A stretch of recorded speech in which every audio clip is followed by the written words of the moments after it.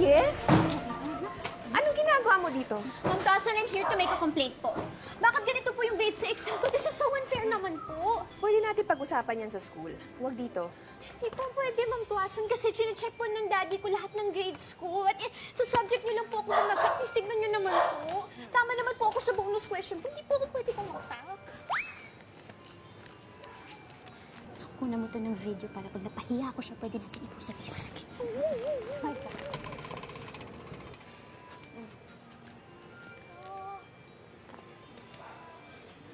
Okay, I'll consider this. Okay? I'll consider dahil tama naman yung sagot mo sa bonus question. So, are we good? 30 over 100 ka na, mas mataas na. Yes, pero bagsak ka pa rin, Miss Reyes. Your answer to the bonus question didn't help much. Kaya imbis na nandito ka ngayon, sana nag-aaral ka sa bahay niyo para next time pumasa ka na. Dahil dito, I'm giving you 2 out of 10.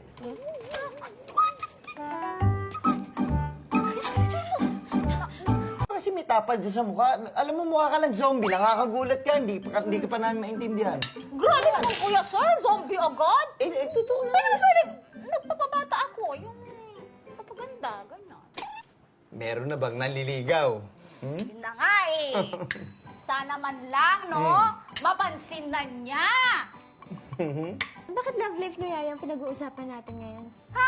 Oy, alam ka naman palang pag-usapan natin love life ng daddy mo. Eh, wala naman, di ba, Kuya Sir? Kabagay, Yaya. Ano? Wala. Sigurado ba kayo? Seryoso, Daddy? Tsaka na lang. Later. Muna. Sige. Kain na din pa ako. Update ko lang po yung mga followers ko ngayon. Yan yung sinasabi ko eh. Dahil dyan sa cellphone na yan, sa followers mo, eto resulta ng test paper mo. Ang baba ng score. Hindi naman, Daddy. Pasado naman po lahat ng papers ko. Yan lang po talaga. Etong- Oo po, yan lang naman po sa subject na yan. Kasi sobrang hate ko po talaga yung instructor ko dyan. Sobrang hate talaga yung instructor na yun. Alam mo, mahirap talagang math kung hindi mo talaga siseryosohin. But anyway, sige, meron naman akong kaibigan na na tutor. Pwede kong i-hire yun para matulungan ka dito sa subject na to. Yan na lang, mag-tutor ka for math. Daddy, hindi naman ako grade schooler. Huwag naman Hindi. ganun. Hindi. Daddy! No. No way, Daddy! No way? No way. Paano ko sabihin ko sa'yo seryoso ako? And I insist.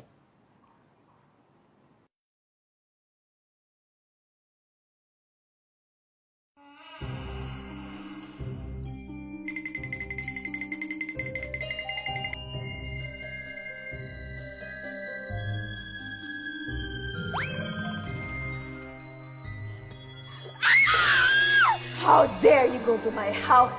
Kung ayaw mo sa akin bilang teacher mo, ayoko rin sa'yo bilang estudyante. Tamad ka, disrespectful. I give you 0 out of 10. Wala ka ng kwenta. Ever! Slow ka! No! Daddy! Daddy! Kalalapit sa akin!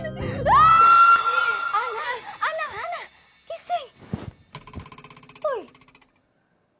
Ano bang napanaginipan mo? Sobrang hate ko talaga sa Stephanie Tuaso na yun. Pati pa naman sa nightmare ko, nandun siya. Yaya, samahan mo ko dito matulog. Natatakot ako eh.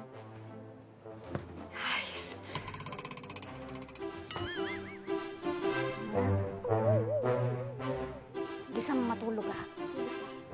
Lumabas na. Hindi yan fake news, bestie ah. Oh my God! Okay. Sige. Thank you. Yaya, oh my God! Sobrang happy ko! Sobrang happy mo? Orange juice muna. Ano yan? 1 million na yung followers mo sa TokTik. Sige, hula ka pa. Sige, pagubas. Pinansin ka na nung crush mo yung hindi ka crush, diba? Tapos sa patunayan mo, hindi pala siya bakla. Diba? Ay, nakaka-bad trip ka naman. Hindi, yun. Mas masaya ka doon. Hula ka pa. Eh, ano nga? Sabihin mo na. Yung witch teacher ko na si Miss Stephanie Tuaso, Oh. lilipat na siya ng school. So, hindi ko na kailangan makita yung magmumukha niya ever. Wait lang, masyado kayong nasa good mood Hi, Daddy! Ha? Hello! Hello, anak. Ano ba to regarding pa doon sa school mo sa exams? How's your grades? Hindi po tungkol sa grades, Daddy. Okay. Pero medyo school-related din po siya. Basta sobrang happy lang po talaga namin ni Yaya ngayon. Gusto lang po talaga namin mag-celebrate talaga ngayon.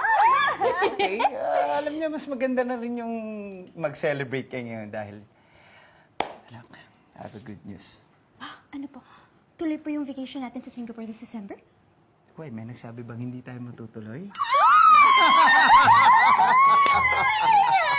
Diba? At hindi lang yan, anak. Ang maganda pa rito, hindi lang tayong dalawa ang aalis, ang magbabakasyon, madadagdagan pa tayo na isa.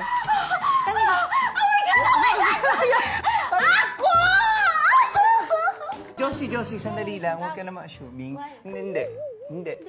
But, huwag kayo mag-alala. Wait lang, may surprise ako sa'yo. Wait lang. Excuse me. Sama na.